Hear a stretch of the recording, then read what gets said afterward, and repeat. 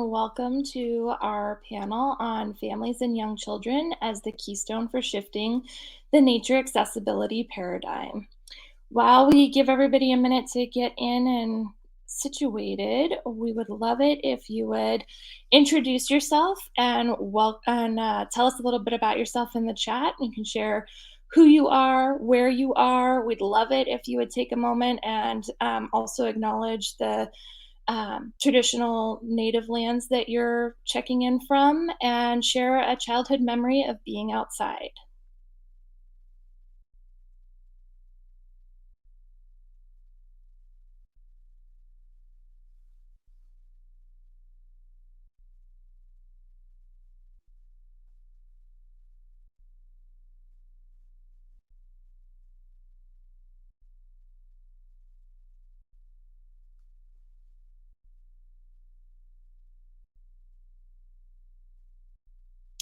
All right.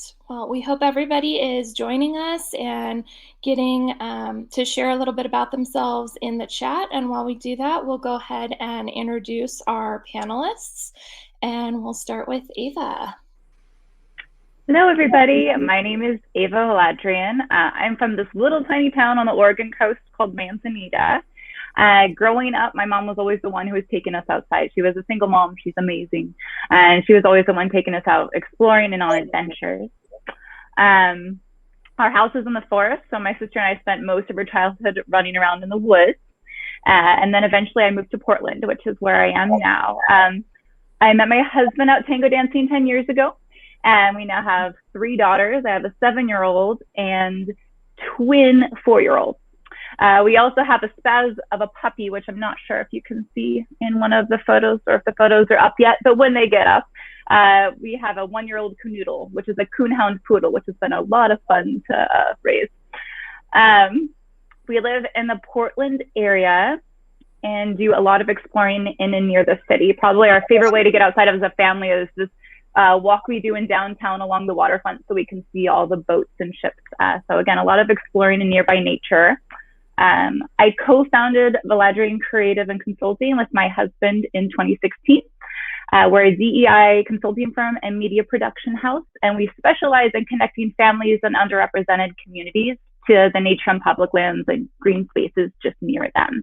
And through that work has brought us to where we are today on this panel chatting with you all about connecting children and families to nature. So with that, oh, I see my pictures are up. Excellent. Yes, so my husband is there and my daughters. This past summer we got inflatable kayaks, so that was a lot of fun for our outdoor exploration. But that is all from me. I'm gonna pass it off to Dan to introduce himself. Thanks, Ava. Hi, everyone. Dan Prince. I'm coming to you from the Columbia River Gorge, at least that's what we call it now. Traditional homelands of the Cascades, Cowlitz, Wasco, and Chinook people.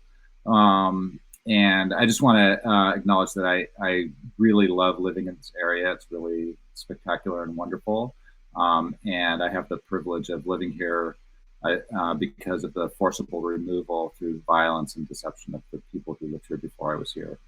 And that was perpetrated by my people. I have my mom's, if you go way back on my mom's side, there's a couple of people who came over on the Mayflower. So we've been involved in this colonialization from the beginning. Regardless, I feel lucky to be here. These are a couple of pictures of me. I'm the baby there on the left in my sister's hands, and it's my sister Sarah, my brother Marty, and my brother Andy. You can see there's a big age gap, and that has a lot to do with kind of how I interact with nature. That's on the right is me on the right with the king salmon, and my brother-in-law, Eric, who's a commercial fisher in Southeast Alaska, and that was one of my first paying jobs. It was in the outdoors. My brother-in-law is a really important mentor in my life, and I'll talk a little bit later when we get into kind of the work about mentoring and how I think about that, and how that has influenced my thinking about young children in the outdoors. And this is my family that I live with. So on the left there, my wife Jennifer is a kindergarten teacher. Jack and Charlie, when they were little, that's up kind of by Ramona Falls. There's Jack and Charlie on in Jack's first backpacking trip in the Wallowas. We went 1 mile too far, and I made him cry. Actually, on the first day, I made Charlie throw up, and on the second day, I made Jack cry. So it was a really excellent parenting moment. On the right there, or in the middle there, there's Jack and Wilson, our dog who just turned 8 yesterday. And then on the right, Jennifer and Charlie. And so Charlie and Jack are both college age now. And that's us. Yeah. I think I'm going to now leave it at that, and I'll tell you a little bit more about the work when we get to the next round of me. But I'm going to pass it over to Pamela. Thanks for listening, everybody. Hello, I'm Pam Slaughter, and with People of Color Outdoors. I live alone. I'm a retired adult protective services investigator. So of course I really care about senior citizens after investigating their abuse for so many years, 23 years, and now I'm a real estate broker and I run People of Color Outdoors. I live alone in a condo, so it's easy for me to get out. I don't have to worry about all kinds of things anymore, yards and stuff. So I can just get in my car, put on my shoes, and go. And I do that a lot. I pretty much got that from my mom. She was a teacher for Portland Public Schools for 20 years in the Black Educational Center or 10 years, and then 20 years with the Black Education Center, which is now a school that's closed, but it was a wonderful school. She kept us outside. We were constantly outside. And she was a single mom, divorced, with 6 kids. And this was back in the day when no one else was divorced. So I just am still in awe of my mom, and I try to emulate what she does. So in the picture, you see me with my grandson. He's 16, and this was us in August at Camp Westwind. And then you see on the next picture, we're at the Audubon Sanctuary, a group of kids from People of Color Outdoors, and we had a reading, and then we took a walk. And the third is my some of my little nieces and nephews. Since I only have one grandson, I have to, supplement by getting my nieces and nephews and taking them out. So they found a woolly bear and they're checking it out. The challenges that make it hard for me to get outside, it used to be that I had been accosted more than once by racists out in nature.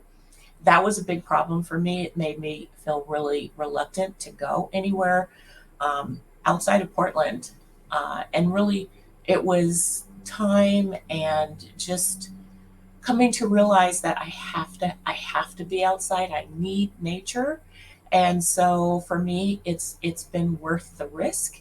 And and I haven't had any problems for years. Uh, that was my biggest thing. It was never transportation or any other thing. For me, it was my safety. My safety has been threatened enough that it's become an issue. And lately, the last 2 years, it really has not been that bad for me. Um, and what motivates me? Well, nature. You go out, you walk in one way, and you come out feeling better, regardless of the problems you may have walked in with. You come out feeling better. And that's one of the things I love about being in nature, other than just the beauty of it all. I think I've answered the questions, so I will go on to Jessica.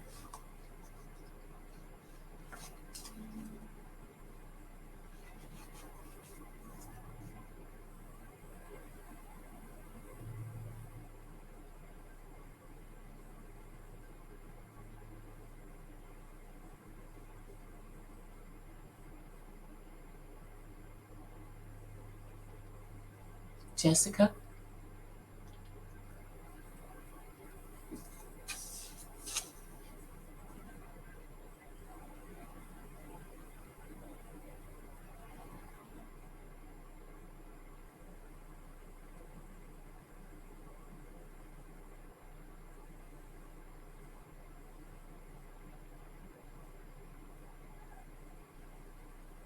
All right. So, hello, everyone. I am Jessica Carrillo Alator, and I just wanted to share a little bit about myself and my family. I have two young girls, a 4-year-old named Elizabeth and a 7-year-old named Natalie, and my husband Chris and I live in the Beaverton area, which is also traditionally the Apalati and Kalapuya tribal lands. Um, we also have a really big dog. He's a Great Pyrenees, and his name is Oberon. You can tell we have two little girls because his middle name is Jelly Beans. They really like to share that with everybody whenever they can. You guys get to know it too. We I think growing up, I spent a lot of time outdoors. When we moved to the Southern Oregon area as a family, I was really blessed with a lot of opportunity to spend time in the redwoods, to explore the ocean beaches, and to play on the rivers. Um, and when I was pregnant with Natalie, I got the opportunity to move up to the Portland, Oregon area with my husband and continue that lifestyle. And once we had Natalie, we were kind of struggling a lot to figure out um, who our friends were and how to spend time both outside, but just as a family, and try to figure out what this new life looked like with a little baby. So that's where Hike It Baby entered my life, and I got a chance to make new friends and join a new community, try new trails and climb to new heights. And also, as a person volunteering, I got to kind of discover myself. And what I wanted to be now that I was a parent. I didn't want to work full time, but I also didn't want to just be focused on raising my baby and not engaging myself as an adult. So, Hike a Baby kind of gave me the best of both worlds as a volunteer. And from there, I really got to raise my family with this idea that parenthood is an adventure and we want to bring it outside. We've had all kinds of adventures in just the few years we've had our little ones so far. Both of my daughters have traveled out of the country as infants. I went to India by myself with Beth when she was 8 months old. Um, and I also got my bachelor's degree while I was pregnant with and right after I gave birth to her. So in that bottom photo, you can see tiny Beth holding on to the degree because she was there for the whole process of earning it. Um, and we've just had so much fun exploring and adventuring. And really, I again credit Hike It Baby and the community that we started with that. Really made it just possible for me to think about that I could do these things with little ones in tow. I didn't have to be afraid. And I think that's a lot of what we want to talk about today is just the shifts that we have all learned and realized thanks to including families and young children, as we think about how we want to shape outdoor lifestyle and adventure and really think about what roles we have in it in our different organizations and as people. Um, so, a little bit more about Hike It Baby. We started in 2013, and it was our founder, just she wanted something to do with her little one, again, to make friends, but she was sitting in new baby groups inside in the summertime in Oregon and thinking we really should be outside. But also, as a new parent, she was really afraid of the idea that she or her baby could get hurt going out alone and not knowing exactly what to do or how to be prepared to handle those outdoor adventures with a tiny baby. So she asked people to come with her, and it grew very quickly. Now we're in over 250 locations across North America. That's Canada and the US. And we have 8 branches just in Oregon. Um, when it was pre-pandemic times, we averaged 1,200 hikes a month on our calendar across those different communities. And that's parents inviting other parents to go out and have adventures. We're really open about what that means. It can be anything from sitting in a park and watching the kids play to going on dirt trails and trying new locations.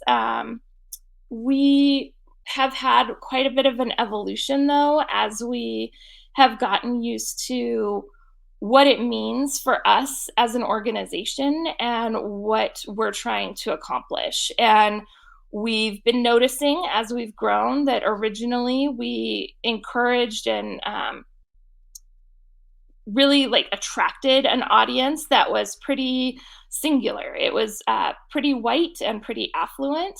And if you think about the way that we were structured, it was a lot of um, parents who were able to stay home and adventure whenever they wanted, right? So that's a pretty big privilege.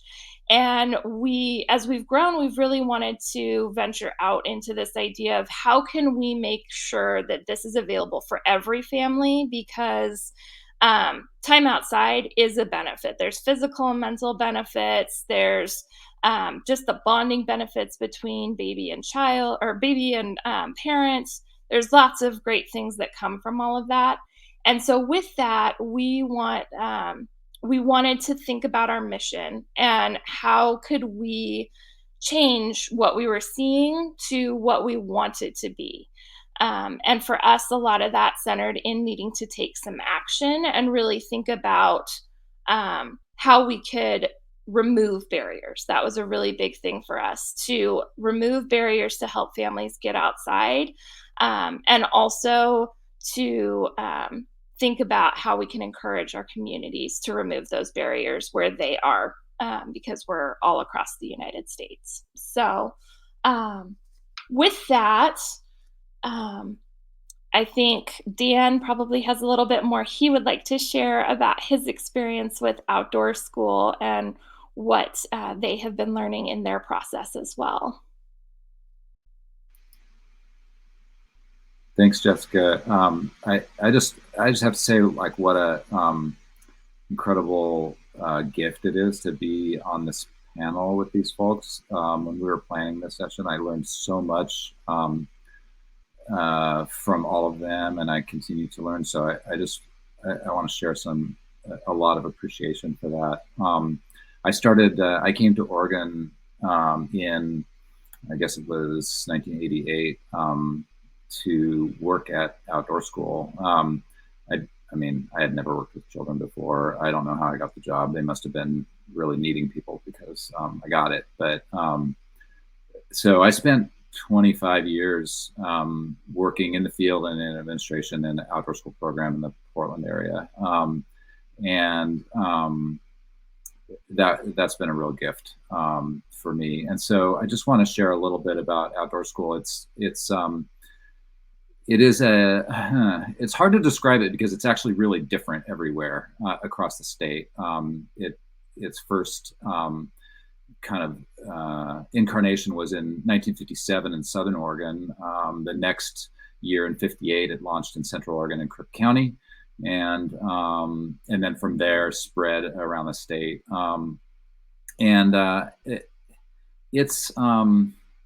There are a lot of different models, but it has some commonalities that I want to talk about that I think are relevant to the topic, as far as especially related to young children getting outside and getting connected to nature. It's really about experiential education. Experiential education plus, I've been thinking of like what the equation is, and next week I'll have a different equation, but this week I'm thinking experience plus a mentoring relationship with someone, plus kind of access and inclusion. And I'm not in love with the word access, but I want to talk, but it matters for what I'm going to talk about a little bit later. I mean, true accessibility, like inclusion, like you can belong. So I mentioned earlier, you know, my brother-in-law Eric, and the mentoring relationship that we've had throughout my childhood. He married my sister when I was 9 years old, so he's been in my life for a long time.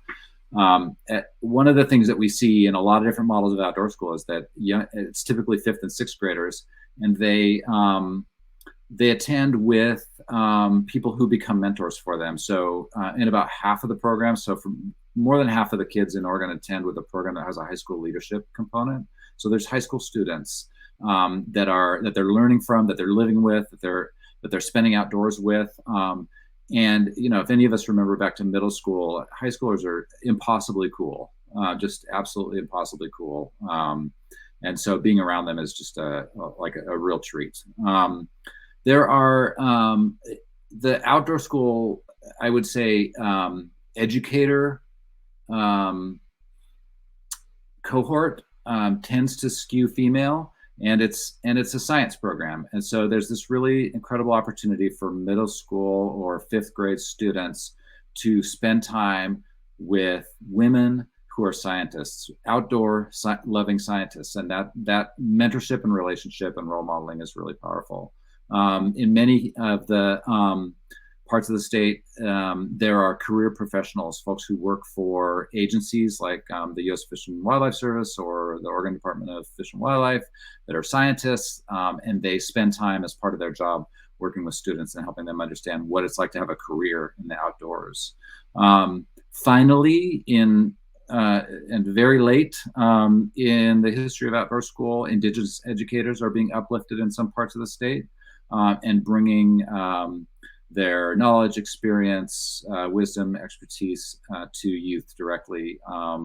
It's a real area for growth for outdoor school, but we're finally starting to see that. Outdoor school is this opportunity for young people to also experience the outdoors with their classmates, with their friends, with their peers. It's, when it's at its best, it's joyful, it's expanding, it's supportive, it's a growth experience in the outdoors, it's powerful. For many students, it's like a weekish long, and so it's immersive. For many students, it's an overnight experience. It's not required, and it's not in all areas, but all of those things, when you're in middle school, you know, and you're really starting to like developmentally engage with the world in kind of a more independent way, I guess. It can be really just pretty amazing. One of the key assets of outdoor school is that it's access through the public school system, and that was one of the drivers for Measure 99, which is the ballot measure that passed in 2016 that funds outdoor school. So it is, should be no cost to students and families, or even school districts. All that is lottery funded. And the driver for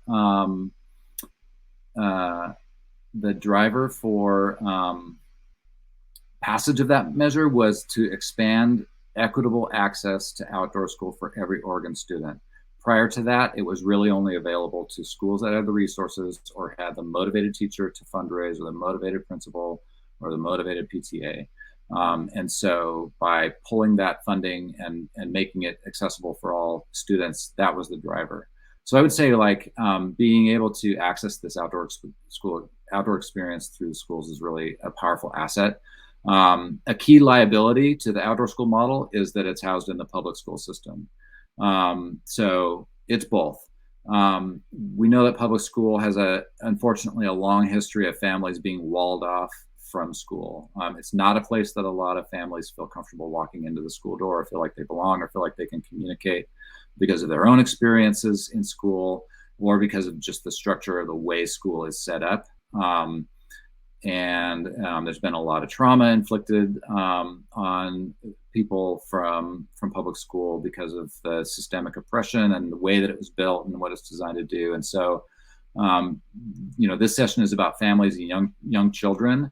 Outdoor school being part of the public school system actually makes it really hard to include families in the experience. And that's a challenge that people across the system are trying to figure out and work on. I think I just have a couple maybe a minute or two left. So I just want to mention, I work for Friends of Outdoor School now, which is a statewide advocacy and support and network organization. And I just want to call attention to how we're shifting about the way that we think about our work for Outdoor School. We used to be a big booster club, a cheerleader club, a fundraising group. You know, we were like, everybody should go to Outdoor School for a week. That was our mission, right? Our vision. Every student attends a week of Outdoor School. And over the last about 2 years, we've been really rethinking that and thinking like, how do we sit in this space and what is our vision? And really attending for a week is not the goal. The goal is that Outdoor School is a place where every child can belong.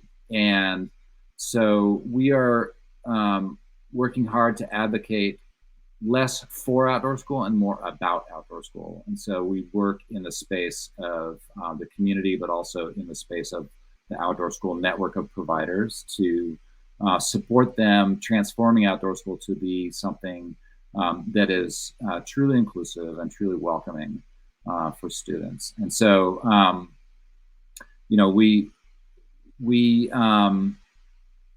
we're helping programs have access to professional development that helps build a more student-centered approach to learning.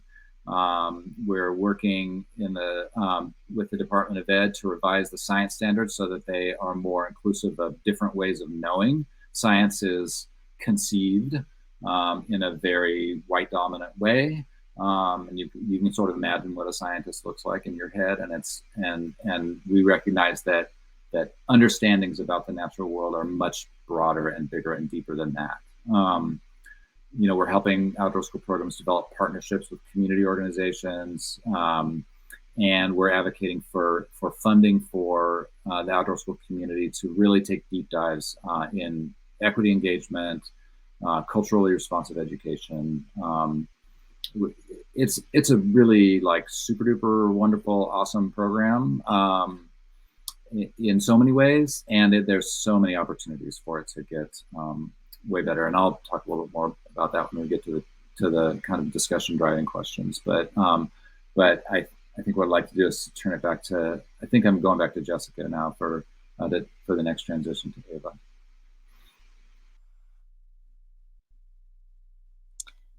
All right. Thanks, Dan. So you've heard a little bit about both how Hike It Baby and Outdoor School have been evolving as we go. And one of the things that I think both Dan and I have been learning and hopefully conveying through this is that we really needed to understand how to build genuine connections to those folks that are different from us. And so now Ava and then Pamela are going to talk a little bit about how each of them do that within their organizations. Perfect. Thank you, Jessica. First, I'm going to give you guys a little bit of background on what Daycation is. Oh, look, there's our big red tent. So initially, Daycation was created from a partnership between the Intertwine Alliance and the U.S. Fish and Wildlife Service. And it started out as this really broad concept to make these fun adventures for people to get out and explore the city and find little ways to connect to nature, but mostly just to get outside and explore. When Valadrian Creative and Consulting came on, we narrowed the scope to focus on families. And there was a really good reason why we did that, because we believe that creating that sense of belonging in outdoor spaces starts when you're a kid. So if you end up growing up going outside with your family, you start to see yourself as someone who goes outside. You start to feel like you belong in those spaces. Getting outside is something that you do. And then you'll begin to think of yourself that by the time you're an adult, hopefully you have this lasting built relationship and connection to nature. It's really just this long-term investment. We're saying, let's focus on kids now, get them outside with their parents, and then hopefully as they grow up, they're really connected to the natural world. So Northwest Family Daycation was born. You can see we have this giant red tent that we bring all over the city. So first off, Northwest Family Daycation is a mobile app, and it works to connect families to the nature near them. And it's focused in the Portland metro area for the time being. And its main premise is that nature isn't something that you have to go far to reach, that nature is everywhere. You can step out your door and find a way to connect to nature. Having twins and recognizing that when you're a busy parent, trying to plan anything is so much more complicated. And then if you add into that different types of family dynamics and different lived experiences, we wanted to make it as easy as possible for families to just be like, let's get outside. So we started creating these vacations, which are adventures that take place in spaces like city parks or nearby green spaces, and then also include destinations that are a little bit further away, such as some of the U.S. Fish and Wildlife Service's urban refuges, regional parks, really trying to plant the seed for outdoor exploration. So why an app is a question we get asked a lot, because at first it seems counterintuitive to have this mobile device if we're saying get outside and connect with nature. But really, we're trying to meet people where they are. So we're starting with something that's familiar. Everybody has a phone, right? It's easy to download an app and to open. And then once you're there, we are meeting them at nearby parks. So if you open it up and you realize, oh, there's a park down the street from me and there's this fun activity we can go do with our kids, you're making it really easy to get outside. So one of the main goals of the app is to connect underrepresented communities and families of color with public green spaces around them. And for right now, we have a particular focus on Latinx families in the Portland metro area. So we work to create content in the app that in those parks and places that have a high equity index. So we're looking at a map and we're saying, okay, we have this community living around it. Here's the park. Let's make something fun. So all they have to do is walk 2 blocks and do this together. We're making it really easy. So again, going back, one of our driving goals is to meet people where they are. So we create this content. All of our content is bilingual. We create it in English and Spanish for these ways for parents and kids to explore. The other aspect of vacation, aside from the mobile app itself, is that we're a community program.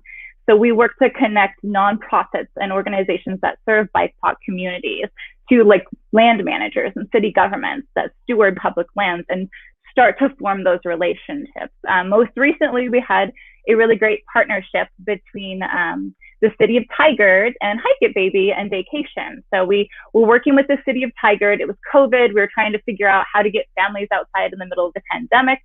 And Hike It Baby happened to be creating this program called Wander Walks, which were these amazing bilingual signs that have families go outside together and into a park or green space and essentially play and learn a bit.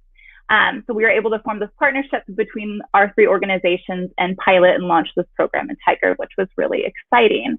And we also really focus on attending community events in the community. So we work with THPRD, we go to food banks at Hacienda CDC, and we just share about, here's the app, here's a nature guide. We're just trying really hard to be present in those spaces. And then the app also introduces some concepts of conservation. We have like a video series called Why Does It Matter? And there are these really kid-friendly, easy ways to start talking about like habitat restoration or why you should care about leaving no trace. So long story short, we just really wanted to create that sense of belonging in nature. And on another level, Valadrian Creative has been working with the Coalition of Oregon Land Trusts to build real relationships between communities of color and the land trusts themselves, which is how we met the amazing Pam, who I'm going to let pick it up from here to chat a little bit more about POCO and her organization.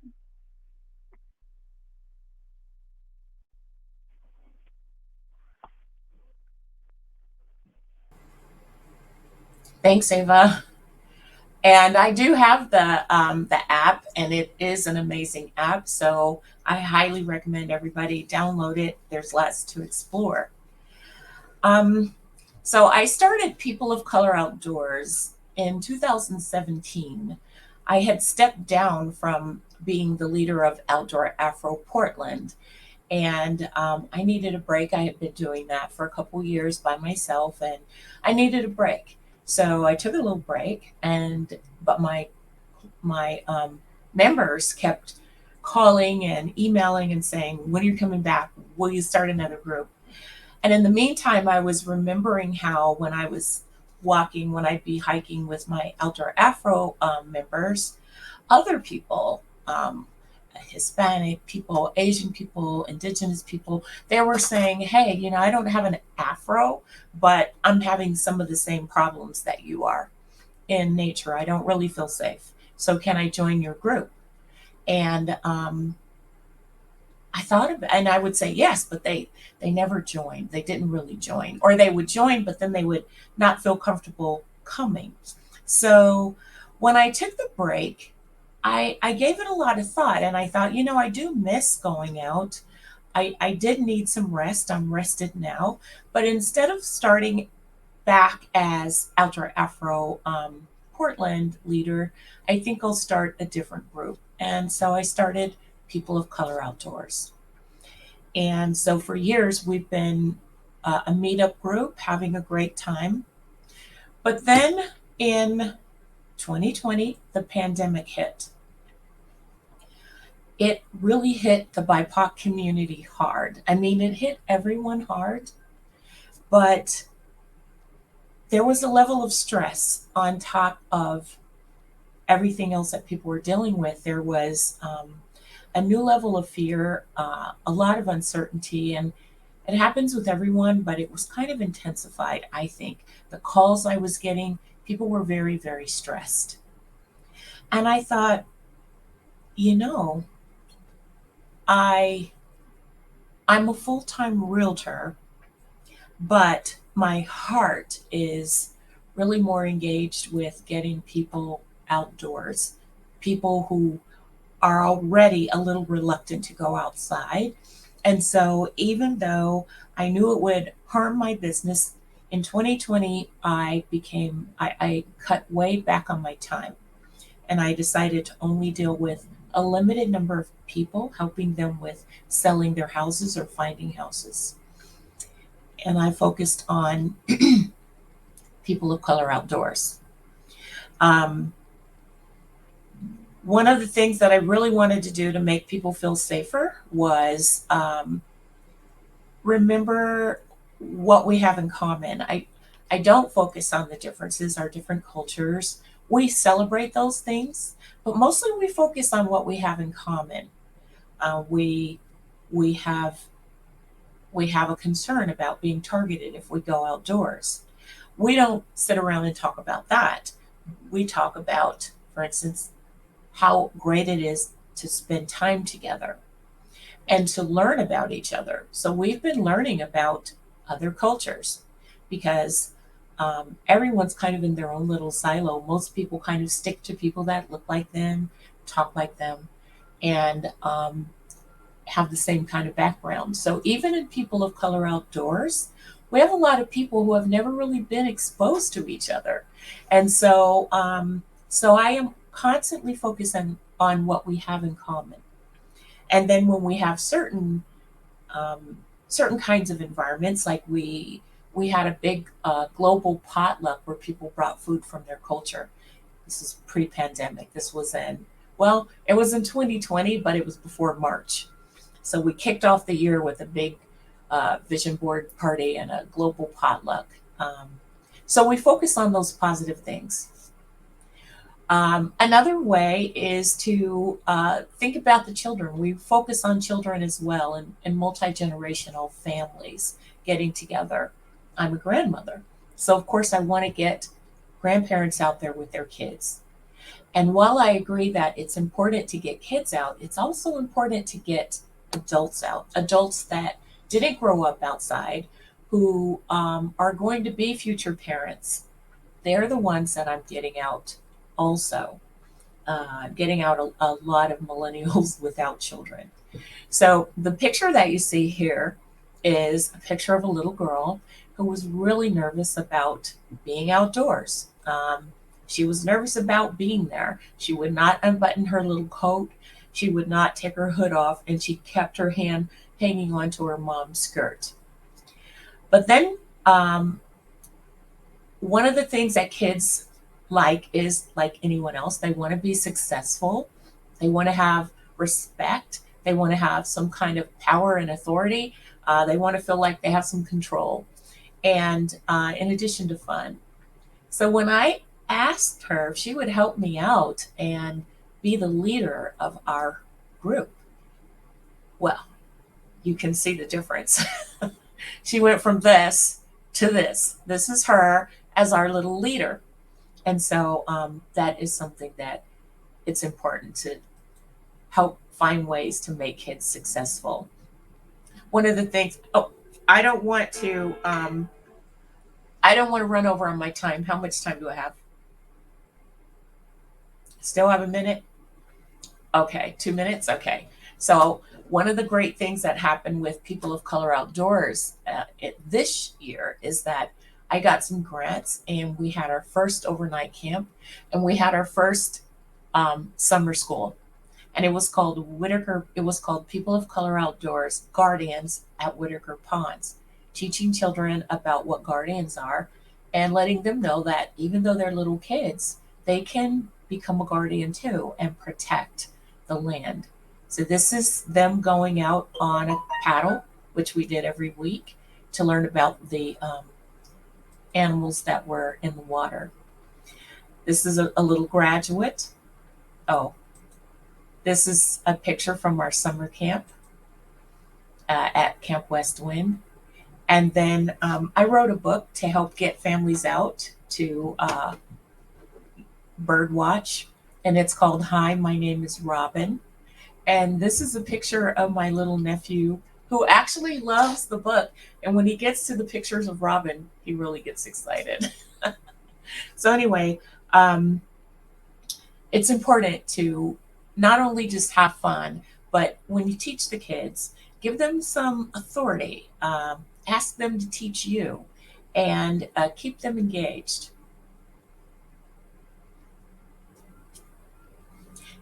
More pictures from the summer school. This is from the Land Trust. We went out, like Ava was saying, we met when we went out to the Lower Nehalem, and we saw a dead elk.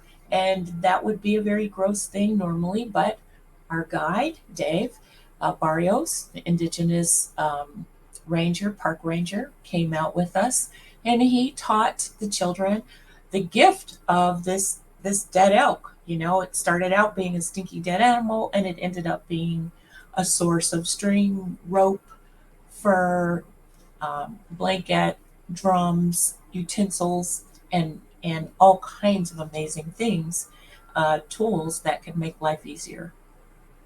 So it's also a skill to see the beauty in what we would traditionally have been taught would be something gross.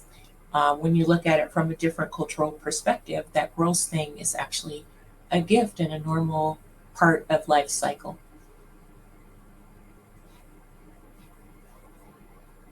Right, can we go back to the 4 up and slides? 5 up. Thank you. All right. So we would like to discuss a little bit, and we have some questions that we want to go over and make sure we're kind of highlighting some key points here. So the first one is why families? And I'd like everybody to give us a sentence or less about why should we center families? We'll start with Ava. That's our big focus. It's really because we feel that when you're little and getting outside and it becomes something that you do together as a family, it really creates that initial relationship. You grow up thinking this space is for me. I belong here. It's fun. It's exciting. And then as you're older, you begin to really care about those spaces, right? About the land, about keeping the land protected, keeping the land clean, caring for it. So you're kind of planting the seed for environmental stewards while also creating this sense of belonging and exploration with outdoor spaces. So I'll let someone else jump in.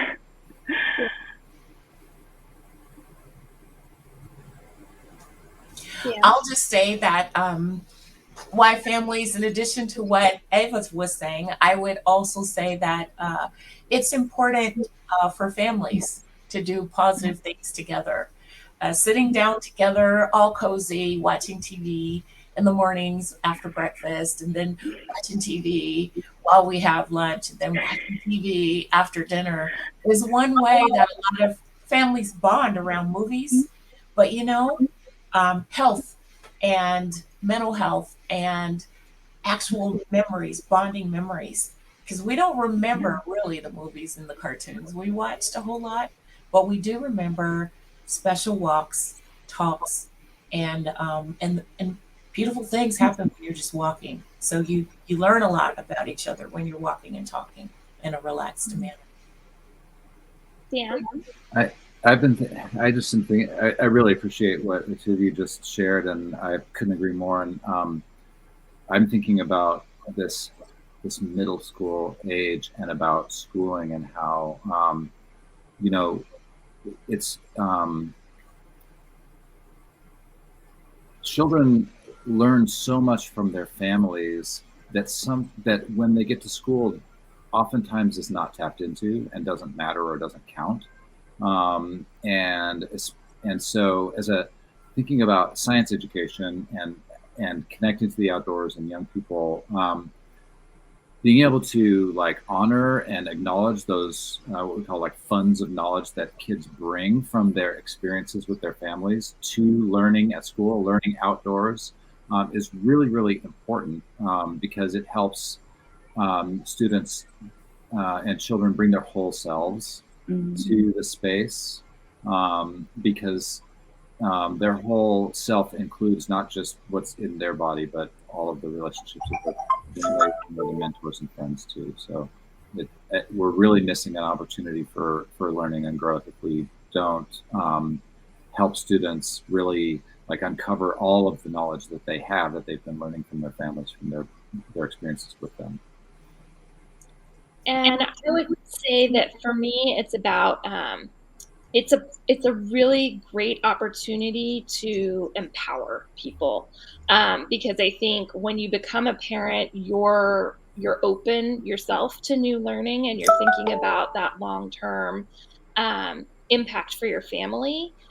But also, it's a time when you're teaching little ones what kinds of habits and things are important to you as a family. So, if you can support that relationship and empower people to take new steps and try new things, I think it's a really great time to, as Ava said, just build a lifetime habit and a lifetime love. All right. So the next, go ahead. I really appreciate what Pam said as well about bringing out millennials who aren't parents yet, because I think that piece is also, it's just like getting them right before, right? So getting them out there and building that confidence, and then they become parents, and that's something that they do. I think that is such an important thing as well. So absolutely. I think the next question we talked about is getting to a point of easy yeses. And I think when Dan and Pam and Ava and I all met to discuss this panel and what we wanted to talk about and share with everyone, one of the things that we feel like we all run into are these hangups and a little bit of, for lack of a better description, kind of the bureaucracy of working with multiple groups and organizations to try to get things to happen. Or, it could also be the comfort level of, making the invitations and trying to just really make the change and take the action, right?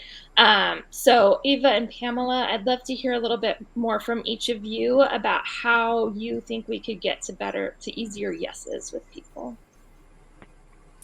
Easier yeses, like with bureaucracies. And so my best success has come from just asking, the power of asking and communicating. And so like with Fish and Wildlife, Department of Fish and Wildlife, we had a meeting. They wanted to be supportive, and so we sat down and we had a meeting. And I told them, I don't really know how you could support me. You tell me how you can support me. And they said, well, what are you going to be doing? So I told them about the school. I'm going to be teaching children how to be guardians and how to protect Whitaker ponds. I'm going to be talking about animals and birds and plants. And they told me, we have pelts.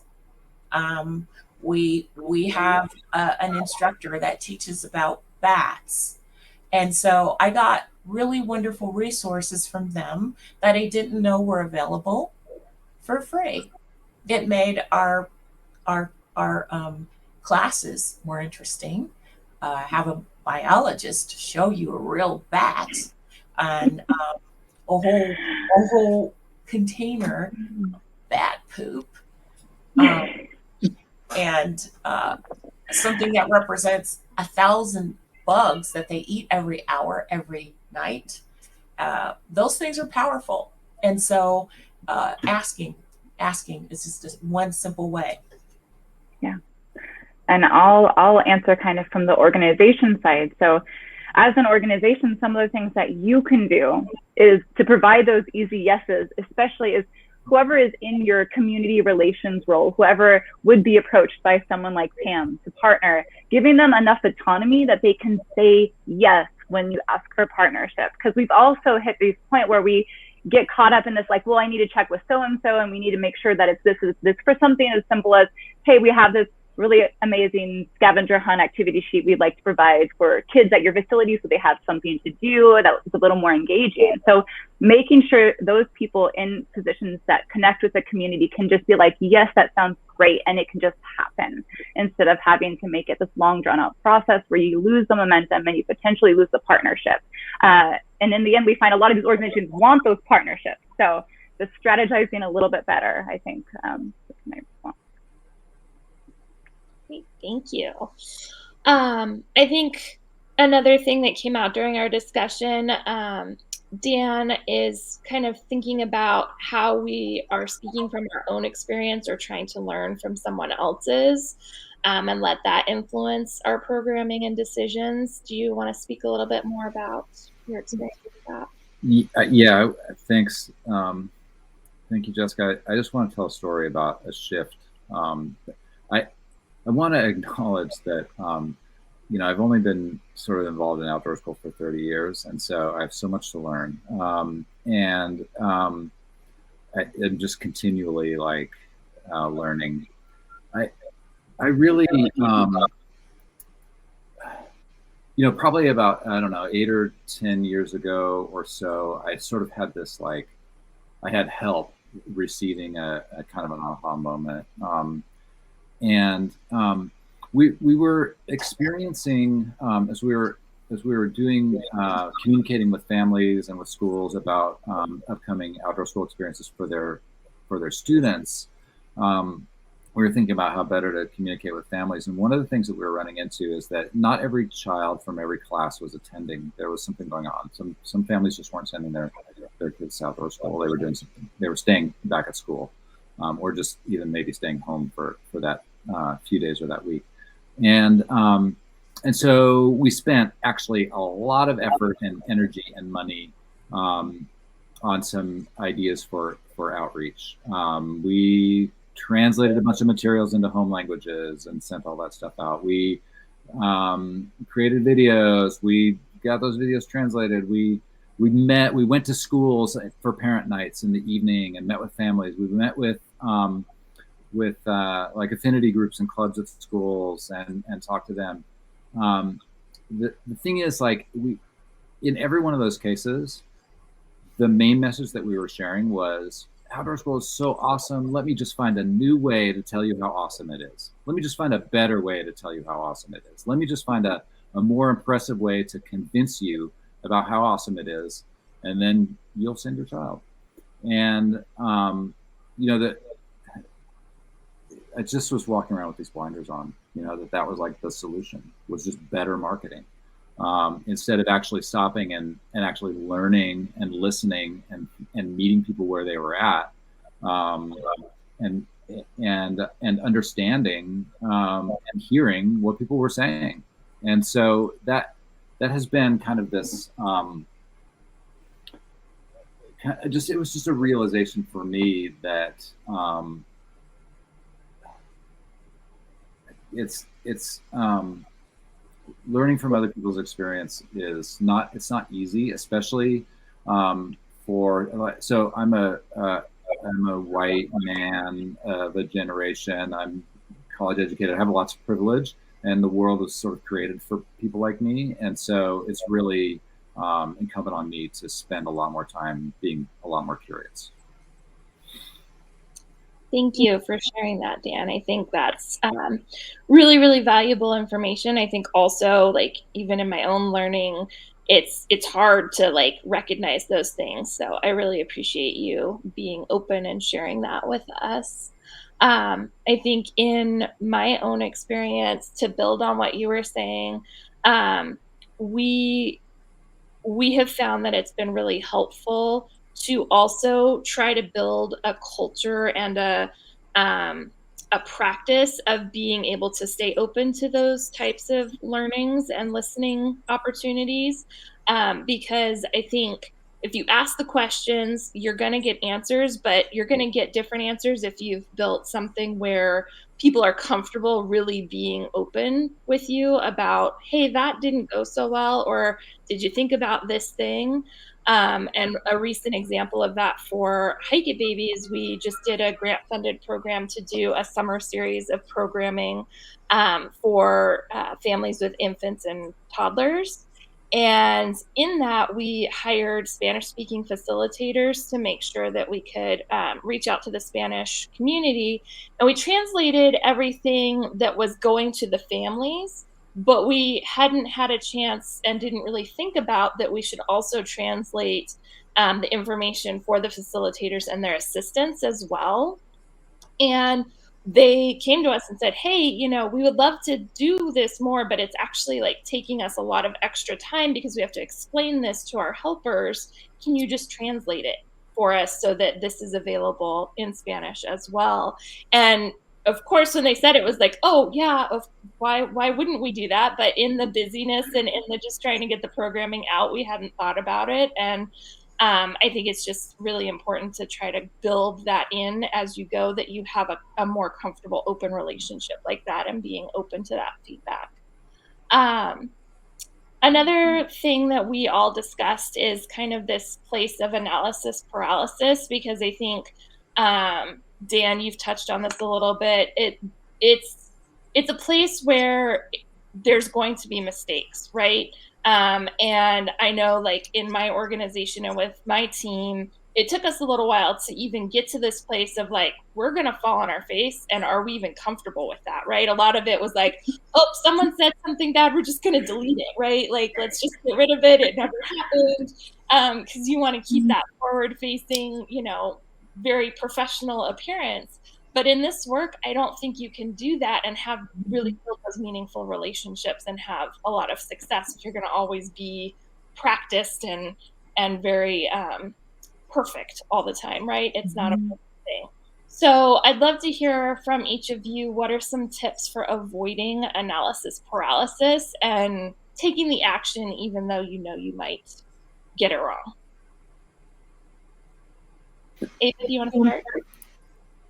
Sure. It actually kind of ties into Jessica's last comment about the Hike It Baby series, which I also got to work with her on a bit, where in that case, it was just do something, right? We had this opportunity and we wanted to do it. And we could have gotten stuck in the cycle of, well, how do we do it right? How should we do it? Let's debate it. Let's keep talking about it. Let's plan it out. Let's make sure it's 100% ready to go before we try it. And instead, we're just like, no, we're going to make it happen, and we're going to do it, and we're going to learn as we go. And we're just going to be really transparent about the fact that this is our first time doing it. We're trying something new. And I think just being comfortable as an organization to have that room for growth is really important. Just knowing that it's okay. People will appreciate your attempts and your efforts way more than they're going to appreciate this huge delay or never actually getting to that point of doing anything, right? So try and fail and try again. It's all part of the work, and it's really, really important. Thank you. Pam, what are your tips? I don't want to, I'll try to say something different from Ava. But, doing something is more powerful than thinking about it. Mm-hmm. And so I had to really come up against paralysis analysis this last summer, because I found out in July, at the end of June, that about a grant for summer programming. And I thought, well, it's July now, and the summer, and this has to be done by the end of August. And I'm writing the grant in July. It's like the first week of July. And so I wrote it anyway. And then I got it. The next week they wrote and said, you got the money, start the school. And so then it was like, oh my gosh, you know. And at one point I called them back and said, if I don't get it together, can I just give the money back and it won't ruin our reputation? And they were like, calm down. So anyway, they told me, do it. You committed, do your program. It sounds good. You know what you're doing. Stop being a chicken and get out there and do your work. And I did, and it was the best thing that we've done so far. So analysis paralysis can stop you from being a blessing to other people if you listen to those fears. And yet, if you just do one little thing, then you have the momentum to do another thing, another phone call, another commitment is garnered from somebody. And the next thing you know, you're doing what you wanted to do better than anyone ever thought you could. And people benefit from that. So I guess the focus, when you focus on what people are going to get, what people are going to come away with, and be how they're going to be empowered and how they're going to be encouraged, and how this could even be the beginning of a new habit for them, part of their quality of life. You know, think about that, focus on that, and not your fear. Thank you. Excellent advice. Dan, how about you? I don't know if I have anything really profound to add, but I appreciate thinking about this sort of cultural value of perfectionism. You know, it's a very it can really mess with you. And it doesn't mean that you don't want to be intentional and planful and thoughtful about what you're doing. But part of the intention is that there's going to be some failure, you know, and I mean, I'm a science educator, and so that science, like everything we've learned in science, has been because we've like gotten it wrong, you know, and that's generated more questions. But I think, you know, later on we're going to talk a little, you know, folks are going to talk a little bit about relationships, but part of it is also that. And I think like when you're convening folks together and talking about it, creating a space when you're talking about questions and insecurities and uncertainties, and also ways that you failed in the past, like normalizing that every time you get together. If you can normalize failure as a part of life and experience, I think that maybe we can start to like you know, uncover these implicit biases we have about perfection, and we can see ourselves as more true, real people. Thank you.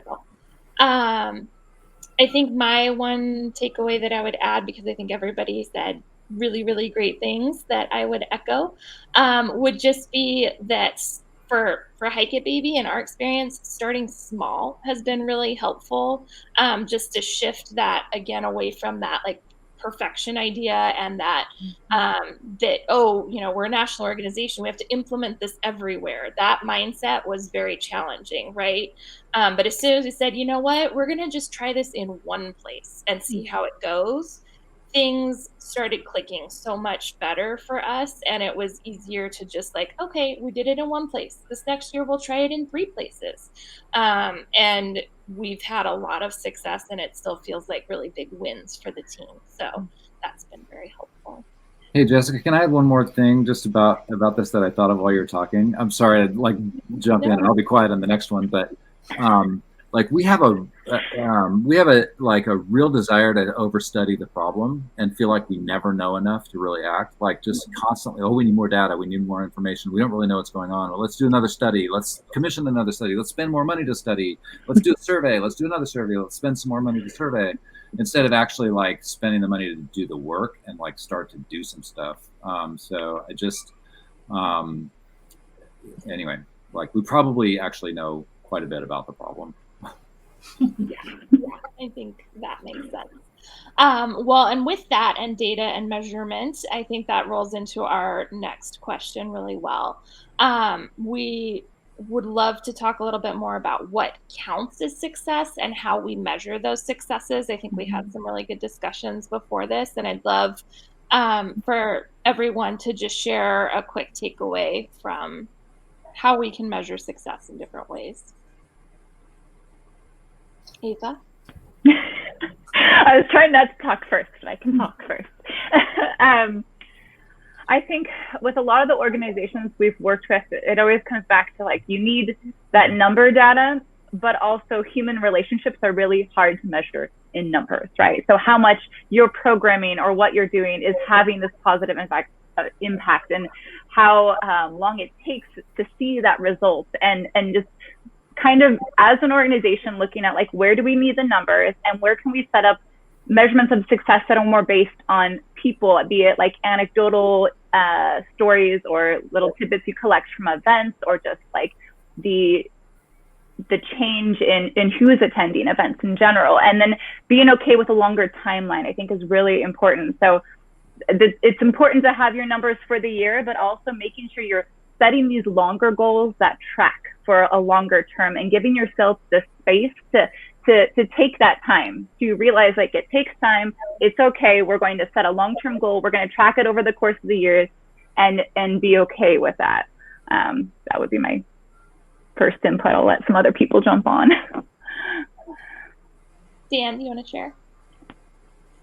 I guess I would just say, I mean, I think stories is really important. Experiences, lived experience, and stories are really powerful, and I think they get undervalued in this kind of, again, I'll go back to white dominant culture. We're really all about numbers, and we really care about numbers, but numbers just don't really tell a story about when we're thinking about being outdoors we're talking about experiences that are visceral and spiritual and life changing and family building, and I mean, like, these are things that again, like, I think we can talk about them and know about them without feeling like we need to quantify them all the time. I mean, I'm a big fan of number data, but I think elevating stories and being able to think about how, and again, going to back to letting people tell their own stories, I think is really important. I don't know if this is necessarily like define sort of what counts as success, but like when you are thinking about it at the beginning in terms of like how will we know down the road if we're being successful. But I think if we listen and hear the stories of people who are experiencing what we're doing, we're going to know a lot about that. And I'll just say, like, oftentimes we are having to tell a story of success to somebody who is writing a check. And so I think this is, this is maybe easier for me to say from a position of privilege, but is holding hands with that check writer and saying, I need you to walk down this path with me where we're going to talk about success in maybe some different ways. Are you willing to walk that path with me? And hopefully they are. Absolutely. Pam?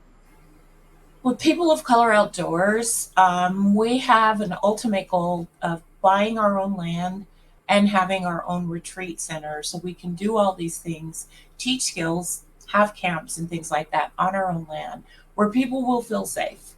In the meantime, my biggest intention is basically to let people know, hey, this is a space that you can go out to and you can use these tools that we're sharing with you to release some stress.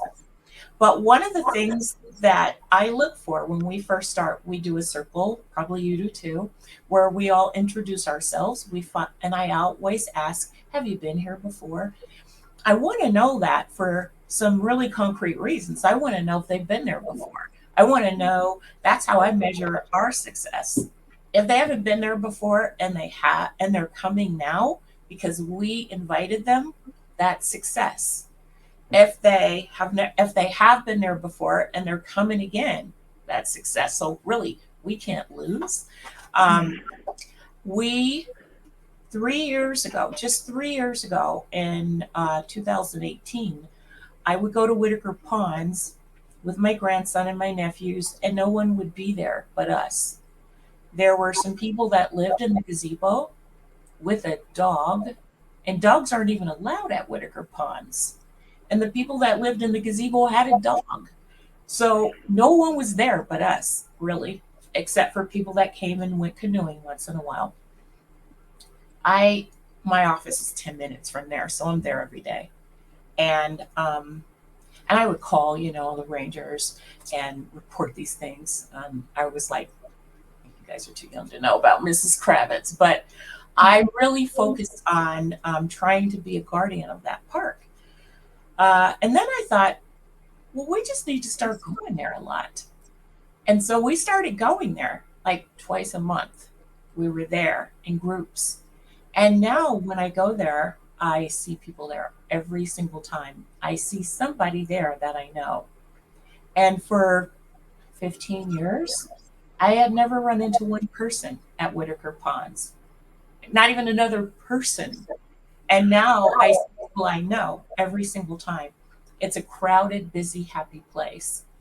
And we're intentionally going to Whitaker Ponds, Oxbow Park, Smith and Bybee Lakes. There's a few places that we're going to over and over and over and over. We rode on the Willamette this summer 7 times, 7 paddles on the river. But we had to build up to it because when we first started paddling, people were in canoes that were connected together in the Columbia Slough when it was 4 feet deep, not when it was deeper than that. And now we're in single canoes on the Willamette. That's success. Just like you said, Jessica, taking those baby steps, the double canoes, and the slough, then the deep water slough, then the open part of the slough, and now the river. So, yeah, that you can think of ways to get successful. You figure out what you want, and then you just inch your way over there. I love it. Great advice. Thank you. I think the next question is, and we'll just do this really quick so we can open it up for audience questions after this, is how can we build meaningful relationships? And Pam, we'll start off with you. Well, because this group is unique. It's BIPOC, a BIPOC group that wants to get outdoors. We get a lot of calls from people. I get emails from people saying, "Hey, I want to partner with you. Could you come and clean up our waterways? We'll have a BIPOC cleanup day just for you." And we've never been there before. We've never floated before. We've never had this experience. Probably not going to be cleaning up. And it's not an invitation that I accept. When I get these offers, and I get lots of offers for us to provide free labor, that's how I see it. It's not a partnership. A partnership is where you meet someone you don't know and you figure out what their needs are and they see what your needs are and you work together where you both benefit. And so a one-time visit to a space that we have never really been included in, that's not a partnership. It's an invitation and we might accept it, but it's not a partnership. It's a field trip. A partnership is when you are repeatedly going someplace, building a relationship over time. And we've done that with Laura Nahalem Trust Land with Ben over there. We've been out there a few times now. We know Ben. We're planning on going out again probably next month. And I believe that people who are outdoors will always be connected with Laura Nahalem Trust Lands. Thank you. I think something that I've learned is really just trying to be aware that, especially if you are kind of in a more like dominant culture position and you're reaching out to organizations or people that don't look like you and aren't your current active participants, um, you're probably going to hear no a lot. And that's okay. I think it's being courageous enough and curious enough to try to ask why or how you might be able to turn that into a yes. And sometimes you'll get good responses and sometimes you won't. You can't, you have to be open to the feedback, but you can't take it too personally either or let it stop you from continuing to try. I think that's really important. Ava, what about you? Yeah, I think what I have to say kind of connects to what Pam was saying from an organization standpoint, which is like you have to meet people where they are. So it doesn't work quite as well when you're like, hey, come way over here, take all the time and effort to come visit our lands and explore it, right? That's a lot harder of a sell versus finding out where the community you want to reach is, what they're already doing, and then finding a way to be present in that space. So what we've done with vacation is we'll just show up, we reach out, we talk to city parks organizations, we attend events where that community is, and then we share about ourselves. We create that first point of contact where those people are. We make it easy for them. We're not asking for effort and then the second thing following up on that is it's okay to be uncomfortable. As an organization going in, you might not fit in, you might feel weird, and that's good, and it's growth, and it's okay. And I think discomfort is important, and learning to accept discomfort is just as important as learning to fail and try again. And I think it's really easy to be like, ooh, that's going there makes me feel uncomfortable. I don't know that I want to do that. But you have to do work if you're expecting any growth and any change. So that would be my meaningful relationship tidbit. Thank you. And Dan, while we get your answer, we're going to move on and also ask what questions the audience has. So if you can pop those into the chat and then we'll start answering some of those questions. We'll do this for a few minutes. Dan, do you want to share? I don't have anything additional. I just want to amplify that idea of like coming from the dominant culture. If you're not uncomfortable, if you're not experiencing discomfort, then you're probably not going to get very far. Thank you.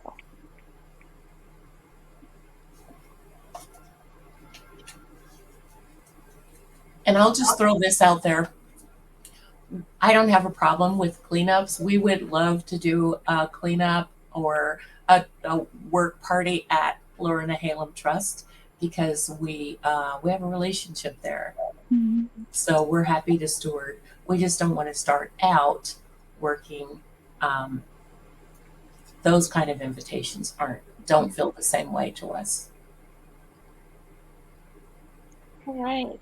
And while we're waiting for audience questions to kind of populate, if you, as an audience member, don't have a question, something that we would love, because as we started in this discussion, I think all of us are all about taking action to really make changes and make things happen. So the other thing we'd love to hear from you in the chat is one action that you'll take in the next 60 days that helps you include families or reach out to an audience that you might not be currently serving.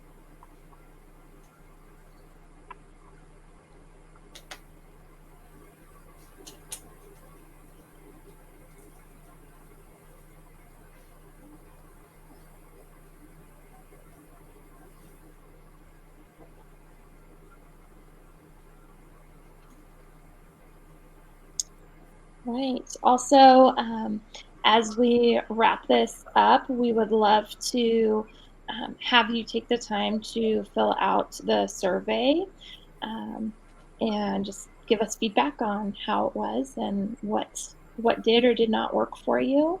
And if you didn't get a chance to ask a question or you wanted to speak to some of us or one of us, we're going to be in the picnic table after for a little while and available to meet and chat with you.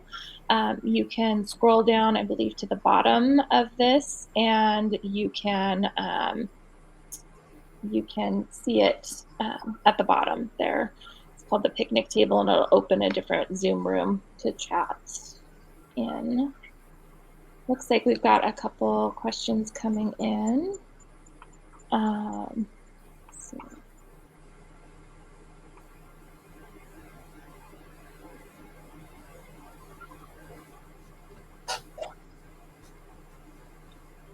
All right. So one of the questions is, do we have any tips for, I assume it's making connections for partnerships? Pamela, do you want to take that one? Do we have any tips for making partnerships? Making connections, yeah. Making connections. I like to focus on what people have in common, on their intentions, and when I reach out to try to start a partnership, then I look at what they might want, what we might have to offer them, and I try to come from a place of contribution to say, hey, we want to partner with you. This is what we have to offer. And I'm very upfront. This is what we would like from you. Can you provide that in any way? And then we go from there. And so I like to ask and just be upfront and take baby steps. I use that in every aspect of my life. Thank you.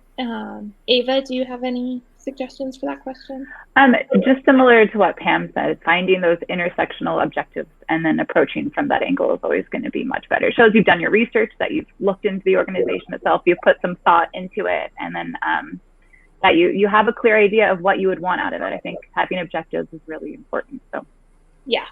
I also think showing up and just asking questions, right? Yeah. Sometimes just taking the time to be curious about what their needs are instead of trying to focus on your needs is helpful.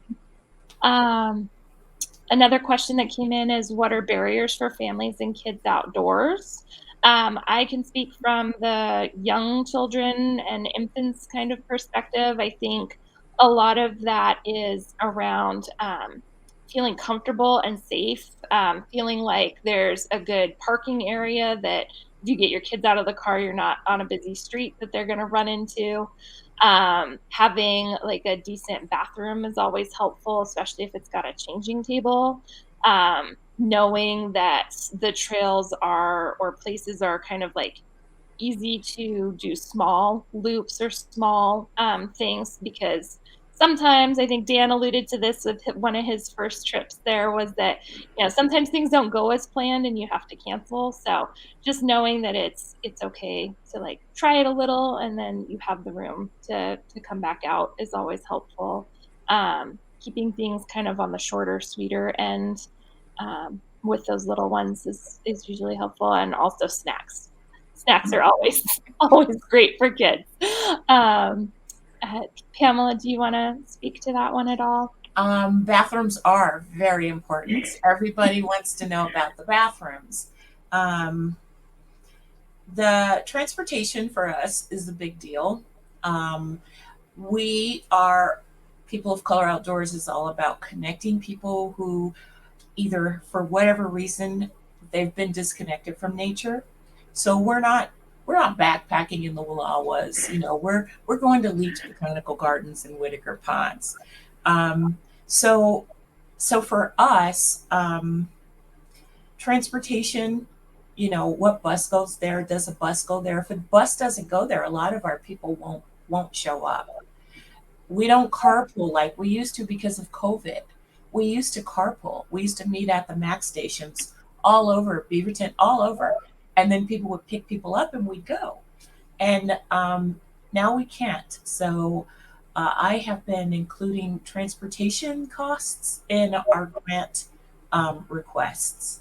So transportation for us is a biggie. And I can speak to a barrier for quite a few families is just time. Like you're already doing a lot of stuff, and how easy a place is to get to, or knowing what to expect when you get there, really can be that game changer for deciding to do something, right? Like the amount of time and effort it takes to find a location. If you're easy to find, if it's easy to get to, the trails are clearly marked, and you know that they're family friendly, or you provide that information somewhere that families can check out. I think that all just makes it a much easier thing to do. Dan, anything to add?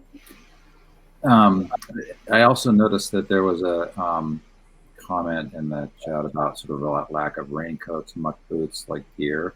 And the way I kind of think about that is that if people feel like they don't have the appropriate equipment, then they think they can't go. And I would hear this from families and kids a lot about outdoor schools. Like, well, I can't go because I don't have a sleeping bag, you know, or I can't go because I don't have a raincoat. And you know, like, so from a program standpoint, like we would just solve that, you know, I mean, we would just like send one over to the school. And it was important to us to send it over or send it to the house so that they showed up with everybody else with that. Because if you're in middle school, like, it's hard to be different, you know, to start with. And then if you show up and everybody has their bundle of bedding and stuff, and you don't have that, you know that maybe you know that you can borrow it when you get there. That's not the same as like being able to show up with everybody else and stuff. And so just kind of thinking about that, and then the other part of it is sort of what counts as the appropriate gear. You know, I mean, you can sleep in a little cabin with blankets and sheets and pillow. Like, it doesn't have to be a sleeping bag. You know, you can be outdoors in a hoodie. Like, I mean, and so if you're thinking of, like, I think about like, how do I visually portray people in the outdoors? Like, if everybody's wearing technical gear, then I'm telling a story about what you need to have in order to be outdoors, and that story includes technical gear. You know, and that's just, we have to really think about the way that we're reinforcing biases through the visual imagery that we are projecting, and so that we can tell a story not just with our words, but with everything that we're presenting, that people belong and that they can be successful with what they have. So that's another thing that I think about sometimes. All great points. Somebody shared an action that they're going to take, and that is that they'd like to find a school district interested in and able to help plan a family night with themselves and their outdoor school provider. So sounds like a great action, and hopefully this conversation inspired everyone to think about different things that they can do and start finding those easy yeses and making things happen. We really appreciate everybody taking the time to talk with us today or listen to us. And we will be at the picnic table if you want to continue the conversation. Thanks.